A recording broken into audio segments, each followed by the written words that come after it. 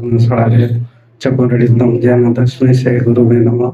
नमो विष्णुपादाय कृष्णपृष्ठाय भूतले श्रीमते गोपालकृष्ण गोस्वामी इति नामिने प्रभुपादस्य साहित्यमूल्य प्रकाश विद्यास्य प्रचारं गुरुदान साधु भगवते पाद भक्ति आशीष गोसाई महाराज की जय। हरे कृष्णा। एक्चुअली महाराज सहित मु सन 2014 आम प्रथम थर मुंबई जुहू देखाई। ओके, तो से टाइम रे जुहू आमर ओडिया लोकंर बहुत बड़ गोटे ग्रुप थाए, प्राय 100 ରୁ 125 भक्त जुहू जो कि गृहस्थ भक्त समस्ते जो फैमिली जाइए रही था सेमती जनाशुना 100 ରୁ 125 भक्त गृहस्थ भक्त समस्ते जेकोसी प्रोग्राम हेले जुहू जहाँ भी हेले समस्ते जुहू पलि आसती। तो इमती आम मोर तो दीक्षा ही न थाए, आम माताजी को दीक्षा होता। तो से टाइम सुनले कि माताजी कहले चलो उठो उठो मुंबई रे राति 3टा 3:30 कहले उठो चलो जीवा मंदिर। कहले कौन मंदिर सका काम को जीवार अच्छी मंदिर जीव ना ना महाराज आम ओडिया महाराज आउ सका समस्ते मंगला आरती रे देखा कराहब जुहू रे। आम कहली महाराज तो गोपाल कृष्ण महाराज तो ना ना ना आम ओडिशार आउ जड़े महाराज आसुँच। राति 3टारू माताजी कहले उठो गाधा बाधा करो जो जीवा मंगला आरती रे महाराज मंगला आरती करेंगे सहित देखा मुझे हाँ ठीक अच्छे आ माताजी कहते तो जीवा पड़ो। राति 3टारू उठी गाधा बाधा कर जो गलु महाराज सहित मंगला आरती है कहले चलो ए घर जीवा। कहले घर को जीवा महाराज सहित देखा करार अच्छी। हाँ, तो से गुरु आरती है, तुलसी आरती है, गुरु आरती है, दर्शन आरती है।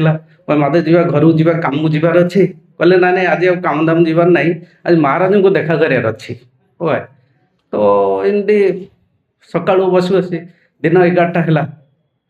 कहले महाराज कहले ना महाराज देखा हे बहुत आमर ओडिया जेते सब भक्त अच्छा समस्ते महाराज देखापी माने जमती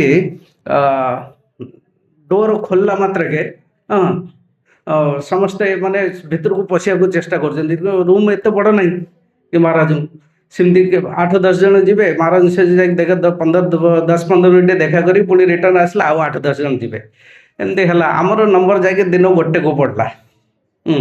आम गलु महाराज साथे सामने जाए बसी एत किसी आटाचमेंट नाला। महाराज पचारे डायरेक्ट ओडिया कहले कौटी तुम घर कौटी गली सर आमर खोर्धा डिस्ट्रिक्ट। खोर्धा डिस्ट्रिक्ट कौन तुम गाँ ना कहन पर कौटी ना सर आमर निराकार जो जगन्नाथ पुरी को जो रोड जाऊँगी छोटा। अच्छा अच्छा अच्छा अच्छा ये हारादास प्रभु जी का लाइन में तुम्हारा घर। हाँ हाँ हाँ ठीक है। तो एमती है कथबार्ता कि महाराज सहित मिसी आसिलु आसला माताजी भी देखा हेले। महाराज से 4 दिन रहिले। 4 दिन पर माताजी को कहले प्रसाद तमें घर तैयारी करी नहीं आसो शाग भजा ए सब आलू बैगण भजा भेंडी भजा ए सब जिनस भजा जिनस सब नहीं आसो।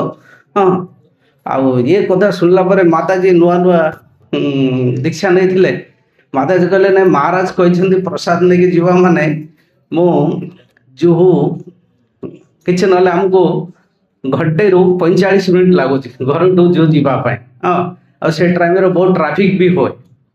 एमती करके माताजी आ कहले ना तुम 2-3 दिन जाके ऑफिस ऑफिस ना तुम खाली एठू जो जीव मत नहीं जीव पुणी रिटर्न जोर नहीं आसो। ये टिफिन सब नहीं जीवा सका नहीं जीवा पुणी संध्या नहीं जीवा यही काम ही कहल ना से ऑफिस रू हाला चिल्ला कले कि तुम कौन काम को आसुनी कि कथा मुझे हाँ ठीक अच्छे माताजी को आगे सका उठे जो नहीं जी से प्रसाद प्रसाद देवे पुणी रिटर्न आसला ऑफिस जी पुणी संध्या को आस जो नहीं जी आसला राति 10टा 11टा। तापर एमती धीरे धीरे महाराज प्रसाद नहीं जाए महाराज एत आमको भल चिन्हले भल पाइले।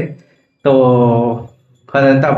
महाराज साथी आम वृंदावन यात्रा करूँ प्रथमे सेकेंड द्वारका यात्रा करूँ थर्ड जगन्नाथपुरी यात्रा करूँ से महाराज बहुत आमको भल पाती आ बहुत भल चिन्ह परिचय महाराज सहित बहुत बढ़िया अटैचमेंट है एमती महाराज कथा मु ऑनलाइन सदाबले महाराज जगन्नाथ जी कथा बहुत बढ़िया कथा सब कथा करती रघु बेहरा अन्य रघु अरिगित या सब जो महाराज जिते सब जगन्नाथ जे सब कथा अच्छी मतलब शुणा को बहुत भल लगे भक्ति आशीष महाराज की जाए। हरे कृष्ण।